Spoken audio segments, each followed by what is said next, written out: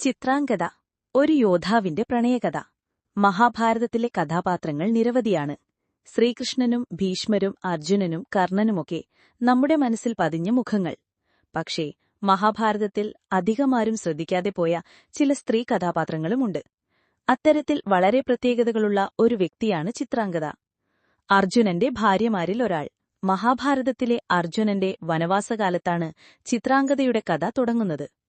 ഈ കഥയ്ക്ക് കൂടുതൽ പ്രചാരം ലഭിച്ചത് വിഖ്യാത കവി രവീന്ദ്രനാഥ ടാഗോറിന്റെ ചിത്ര എന്ന നാടകത്തിലൂടെയാണ്.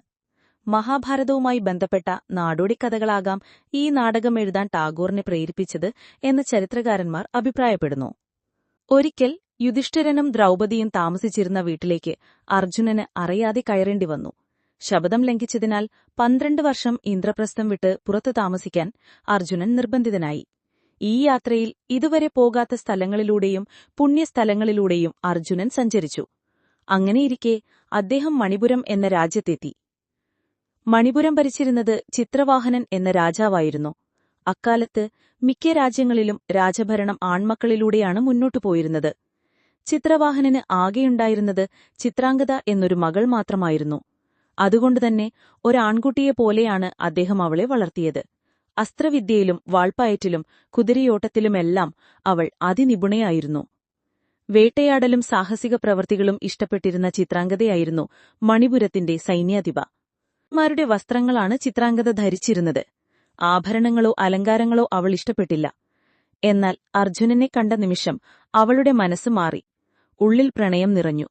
യോദ്ധാവിന്റെ വേഷമുപേക്ഷിച്ച് അവൾ അണിഞ്ഞൊരുങ്ങി.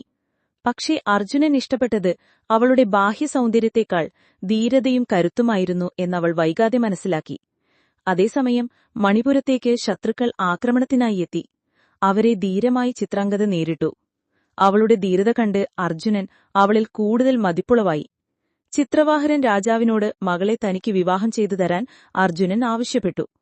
അർജുനനെപ്പോലെ കരുത്തനായ ഒരാളെ മരുമകനായി ലഭിക്കുന്നതിൽ രാജാവിന് സന്തോഷമേ ഉണ്ടായിരുന്നുള്ളൂ. അദ്ദേഹം ഒരു നിബന്ധന മുന്നോട്ടുവച്ചു. ചിത്രാംഗതയിൽ അർജുനന് ജനിക്കുന്ന ആൺകുട്ടി മണിപുരത്ത് താമസിച്ച് രാജ്യം ഭരിക്കണം. ഇത് സമ്മതിച്ച അർജുനൻ ചിത്രാംഗതയെ വിവാഹം കഴിച്ചു. 3 വർഷം മണിപുരത്ത് താമസിച്ച ശേഷം അദ്ദേഹം യാത്ര തുടർന്നു. ഇളവിൽ ചിത്രാംഗത ഭബ്രുവാഹനൻ എന്ന ഒരു മകന് ജന്മം നൽകി. മകനെ അസ്ത്രവിദ്യ പഠിപ്പിച്ച് ഒരു മികച്ച യോദ്ധാവാക്കി അവൾ വളർത്തി. കുരുക്ഷേത്ര യുദ്ധത്തിനു ശേഷം യുധിഷ്ഠിരൻ രാജാവായി. അദ്ദേഹം അശ്വമേധയാഗം നടത്തിയപ്പോൾ യാഗാശത്തിന്റെ സംരക്ഷണം അർജുനനായിരുന്നു. യാഗാശം പല രാജ്യങ്ങളും കടന്നുപോയെങ്കിലും ആരും അതിനെ തടഞ്ഞില്ല. എന്നാൽ ഒരു യുവരാജകുമാരൻ അതിനെ എതിരിട്ടു. അത്ഭുതമെന്നു പറയട്ടെ, അസ്ത്രവിദ്യയിൽ അഗ്രഗണ്യനായ അർജുനനെപ്പോലും ഞെട്ടിക്കുന്ന പാടവമാണ് ആ യുവരാജകുമാരൻ കാട്ടിയത്. യാഗാശത്തെ തടഞ്ഞ രാജകുമാരൻ മറ്റാരുമായിരുന്നില്ല, ഭബ്രുവാഹനൻ തന്നെയായിരുന്നു. അവസാനം ഭബ്രുവാഹനന്റെ അസ്ത്രമേറ്റ് അർജുനൻ നിലത്തുവീണു. ഈ വാർത്ത കേട്ട് ചിത്രാംഗത യുദ്ധക്കളത്തിലേക്ക് ഓടിയെത്തി.